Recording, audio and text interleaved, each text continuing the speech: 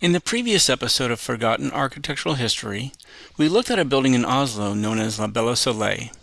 A link to that video is provided below. That story epitomizes a very romantic and appealing tale.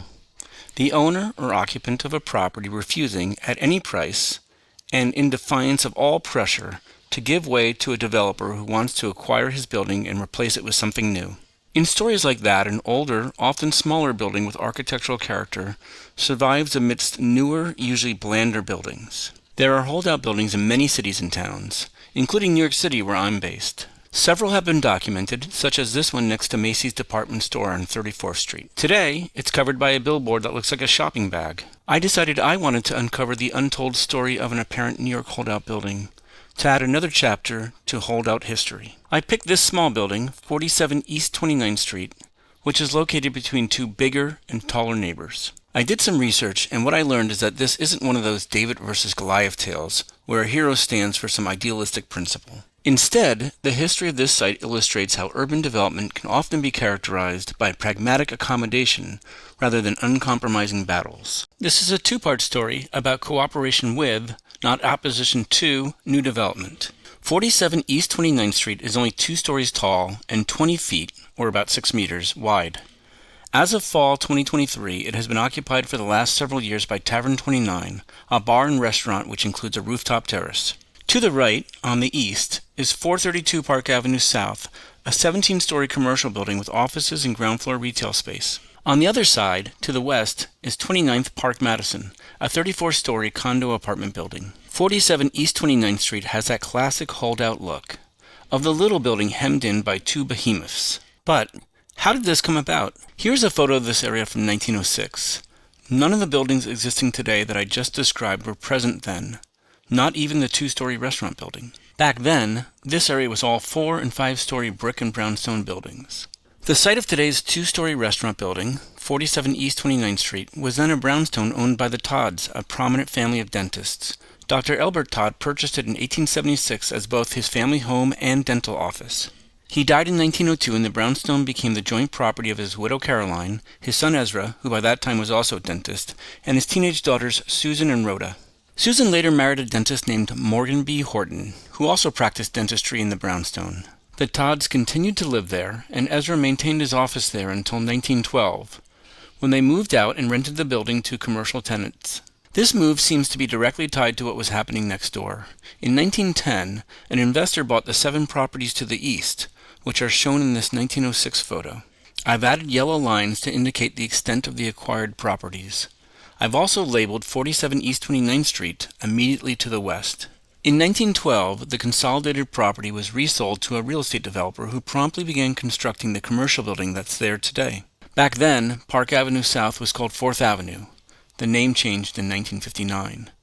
And this building was called 432 4th Avenue, taking its address from one of the old buildings it replaced. This area of Manhattan was evolving from a mostly residential area to a commercial one, and was becoming known as the Silk District, or more accurately, the New Silk District, as wholesale silk firms were relocating there from elsewhere in Manhattan.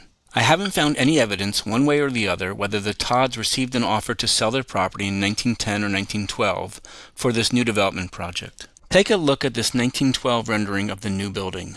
On the left, we can see a sliver of the Todds building. Adding 47 East 29th Street would have made the new building a little bit bigger. But on the other hand, the new development site was sufficient for a new building without adding the Todd family's property. Maybe the Todds didn't want to sell, or maybe they didn't receive an offer.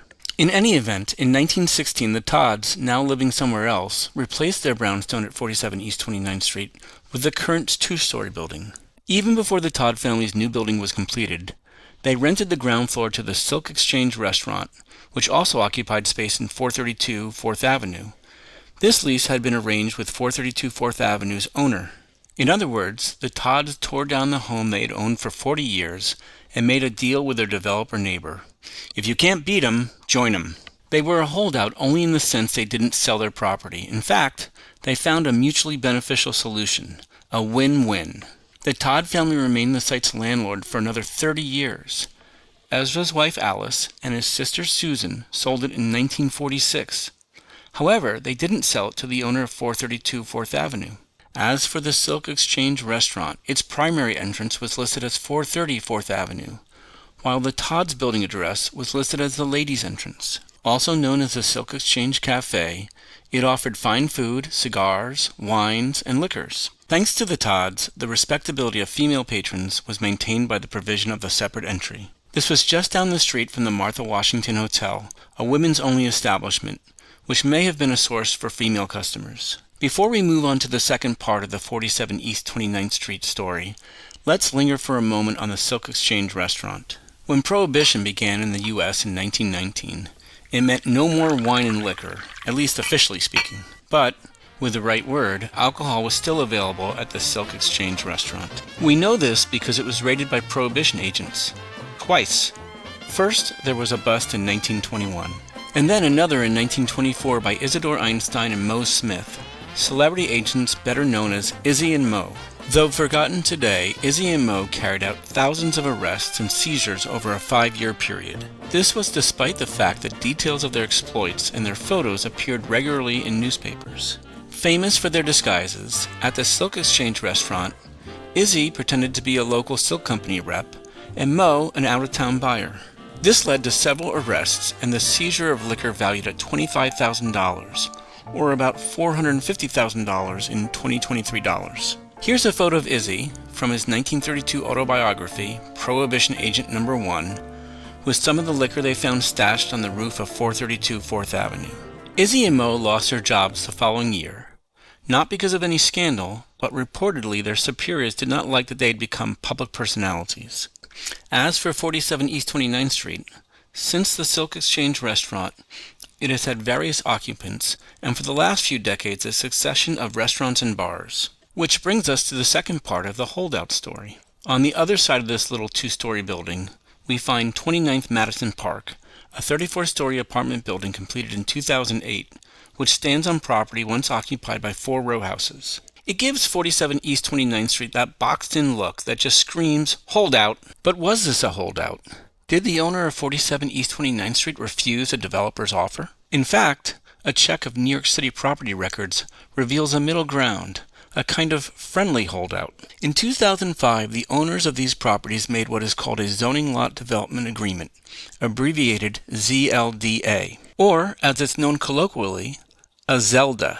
In simple terms, the owner of 47 East 29th Street kept the property and its 2-story building, but sold the unused development rights it was entitled to under the site's zoning to the developer of the new high-rise.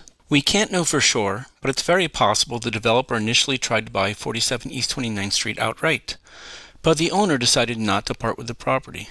But what we do know is that they made a deal. Another win-win.